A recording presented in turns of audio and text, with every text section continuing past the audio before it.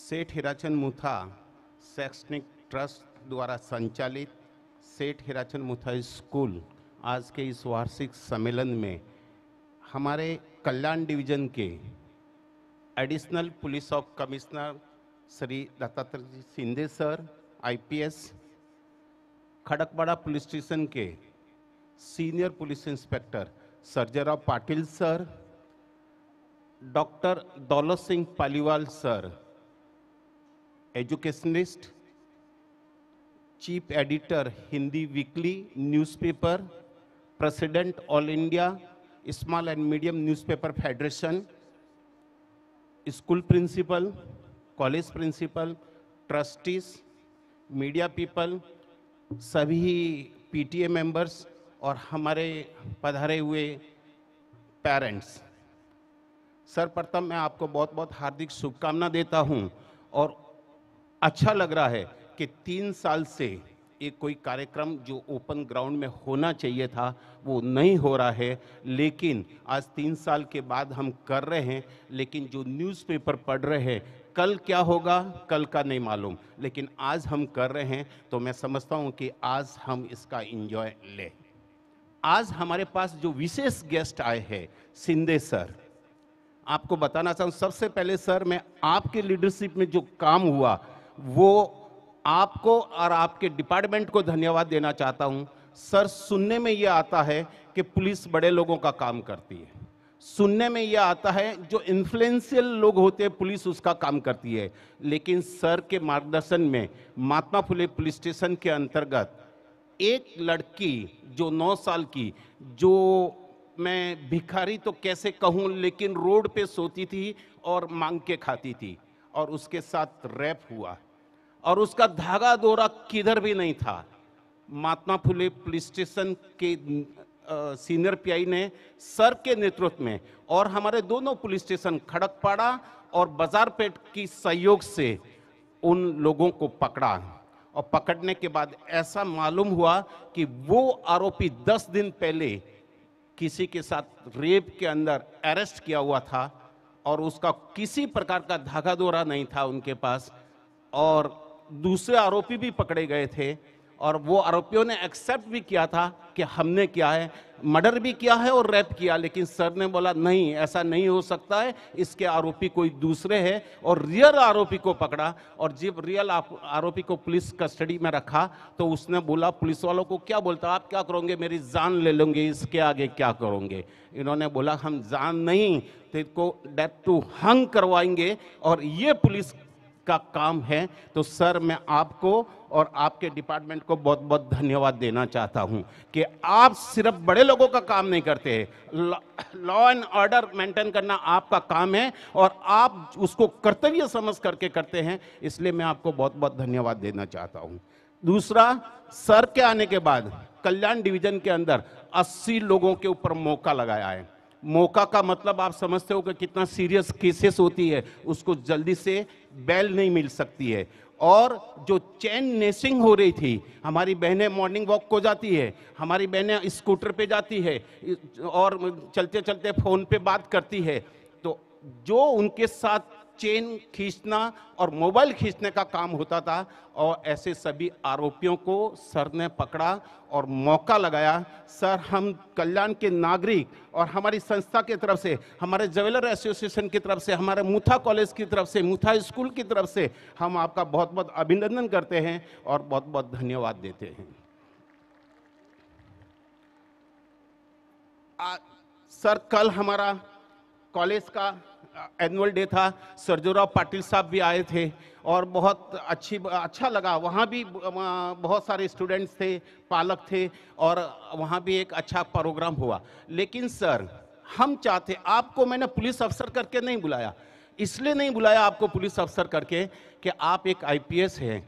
हमारे बच्चे आपका आदर्श लें, आपसे सीखें कि ये चीज़ क्या होती है, और वो आपके रास्ते पे चलें और आपको एक आदर्श करके वो माने। इसलिए सर, हमने आपको हमारी संस्था के अंदर बुलाया और लोगों को, हमारे जो स्टूडेंट हैं उनको मोटिवेट करना चाहते हैं कि वो यूपीएससी क्या होती है, एमपीसी क्या होती है, उसके एग्जाम्स कैसे होते हैं, आपको देख के वो उत्तेजित हो, इसलिए सर हम आपको बुलाया है। और मैं उम्मीद करता हूं कि हमारे स्टूडेंट और हमारे पालक आपसे उत्तेजित होंगे और बच्चों को अपनी और अपने तौर तरीके से आगे बढ़ने को कहेंगे।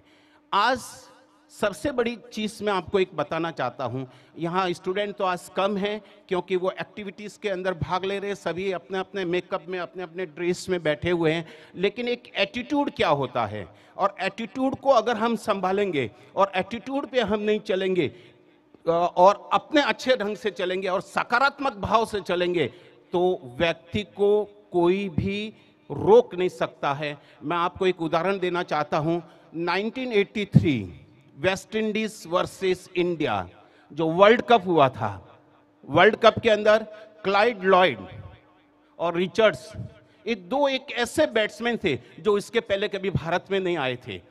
हालांकि स्टूडेंट ने तो वो मैच देखा नहीं होगा क्योंकि वो बहुत पुरानी बात हो गई सर, आपने हमने तो वो मैच देखा है। और उनके अंदर एक एटीट्यूड आ गया था। क्यों कि 1975 के अंदर उन्होंने वर्ल्ड कप जीता, 1979 के अंदर वर्ल्ड कप जीता, 75 में क्लॉयड ने सेंचुरी मारी थी, लंच के पहले 107 कर दिया था, और 79 में रिचर्ड्स ने 120 के आसपास किया था जहां तक मुझे याद है, ऐसा क्या था। और 83 के अंदर टॉस जीता और हिंदुस्तान को कहा, इंडिया की टीम को कहा कि आप बैटिंग करिए, और हिंदुस्तान की टीम को, इंडिया की टीम को 183 पे आउट कर दिया। और उनको ऐसा लगा कि हम दो दो बार वर्ल्ड कप जीते, हिंदुस्तान हमारे साथ क्या कर सकता है, हिंदुस्तान क्या कर सकता है, क्योंकि उनके अंदर एटीट्यूड नेगेटिव आ गया।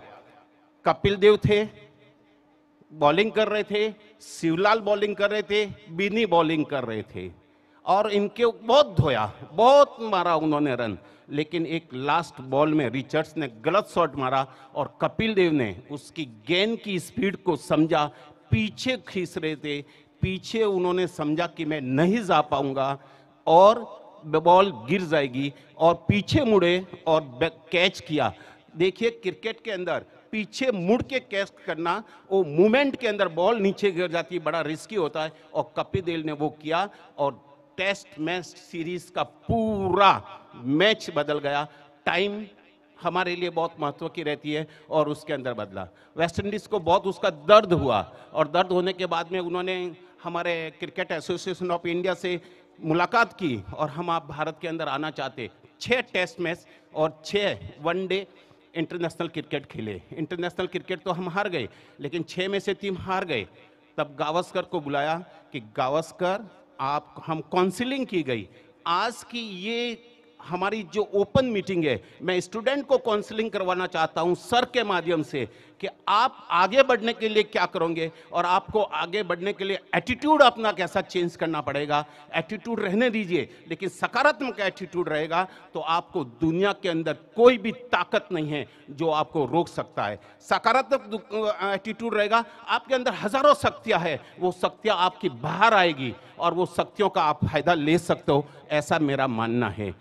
काउंसलिंग किया गया, गावस्कर को बुलाया गया, क्यों कि बड़ी थूथू हो गई। हम 6 मैच वनडे के हार गए, 3 टेस्ट मैच हार गए, तो गावस्कर को बोला गया कि आपको डिफेंस मतलब ये अटैक करना पड़ेगा, आप सेफ साइड होके नहीं चल सकते हो, बॉल को सिर्फ टाइम पास करके नहीं बना, आपको अटैकिंग मूड में आना पड़ेगा। और गावस्कर आए, और हुआ ये कि 6 मैच में से 3 वो जीते और 3 हमने बराबरी के ऊपर छोड़े। तो ये क्यों हुआ कि गावस्कर को काउंसलिंग की गई कि आपको एटीट्यूड बदलना पड़ेगा, आपको तभी ये पॉसिबल है। आज हम अब्दुल कलाम की बात करते, डॉक्टर अब्दुल कलाम ऐसा ही था जो रामेश्वर के अंदर जन्म हुआ था, बहुत गरीब मुस्लिम परिवार के अंदर उनका जन्म हुआ था, और वो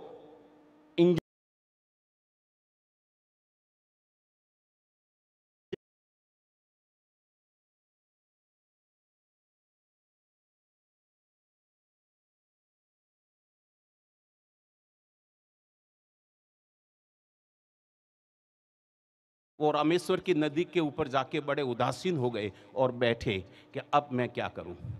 बाद में उनको किसी ने कहा कि उड़ान भरो, रोने से कुछ नहीं होगा, अपने एटीट्यूड को बदलो, अपनी भावना को बदली करो, अपने एटीट्यूड में सकारात्मक भावना लाओ।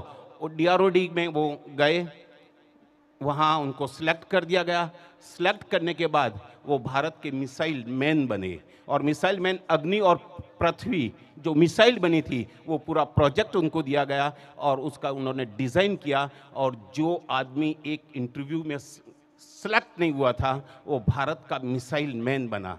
और यही नहीं, 1981 में, और उसके बाद में 1982 के अंदर, और उनको 1991 के अंदर भारत रत्न, भूषण और अनेकों प्रकार के उनको बख्शिश दिए गए। फिर जब 1999 में वो रिटायर्ड हो जाते हैं तो अटल बिहारी वाजपेयी जी हमारे भारत के प्रधानमंत्री थे।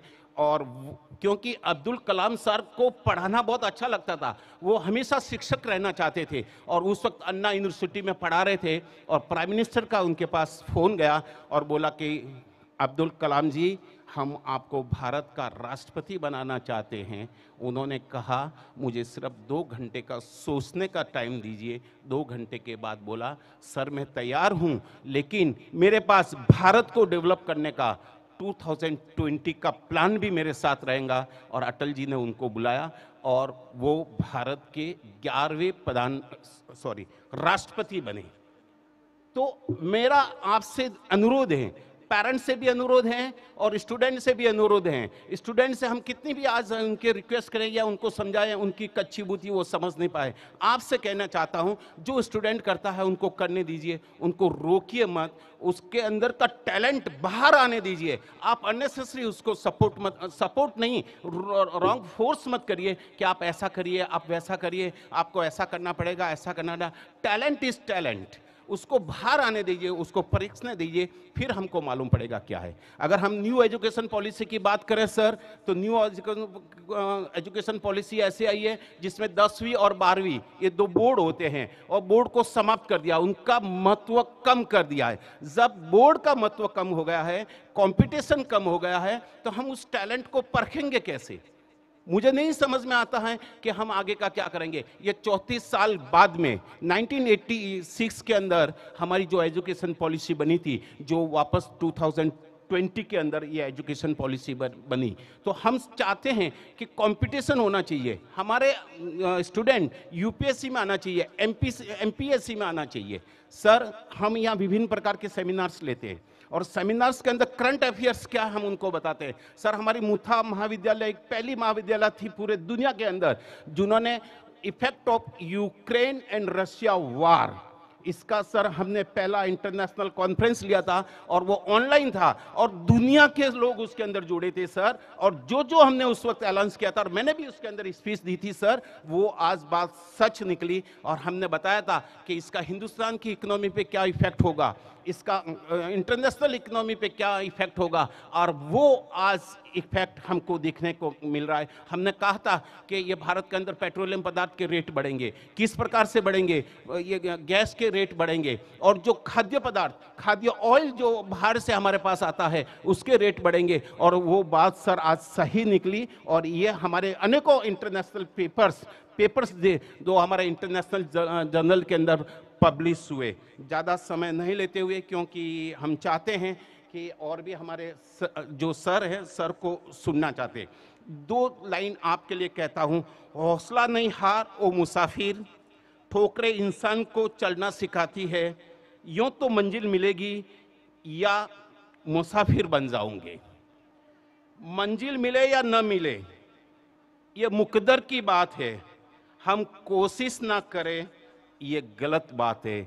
हम अगर कोशिश नहीं करेंगे तो हम ये दुनिया की दौड़ के अंदर पीछे रह जाएंगे। मैंने आपको अब्दुल कलाम साहब का उदाहरण दिया, अगर उन्होंने कोशिश नहीं की होती और वो रामेश्वर की नदी पे जाके बैठ के वहीं रह गए होते तो शायद एक साधारण आदमी, एक गरीब परिवार में जन्म लेने वाला व्यक्ति वहाँ तक नहीं पहुँचता और हिंदुस्तान का 11वां राष्ट्रपति नहीं बनता। तो कोशिश करिए, स्टूडेंट को कोशिश करने दीजिए।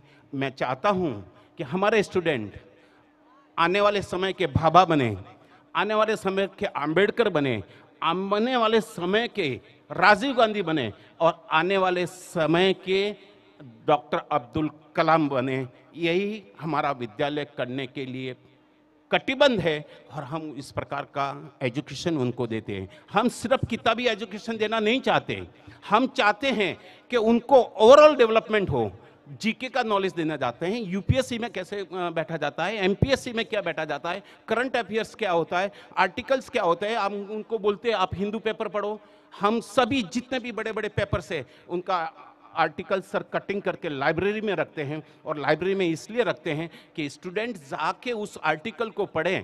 क्योंकि सर हमने देखा है यूपीएससी और एमपीसीए में सबसे ज़्यादा अगर कोई पेपर का जो संपादकीय आता है वो हिंदू पेपर से उसमें पूछे जाते हैं, और हम हिंदू पेपर विशेष करके मंगवाते हैं और स्टूडेंट के लिए रखते हैं। ज़्यादा समय नहीं लेते हुए आप बड़ी संख्या में आए, 3 साल के बाद हम आप यहाँ मिल रहे हैं, आपको बहुत बहुत शुभकामना देता हूँ और उम्मीद करता हूँ कि भविष्य में फिर से कोरोना जैसा आज जो थोड़ा सा वातावरण या पेपर के अंदर हम पढ़ रहे हैं वैसी आपदा नहीं आएगी, ऐसा ईश्वर के चरणों में प्रार्थना करता हूँ। जय हिंद, जय महाराष्ट्र।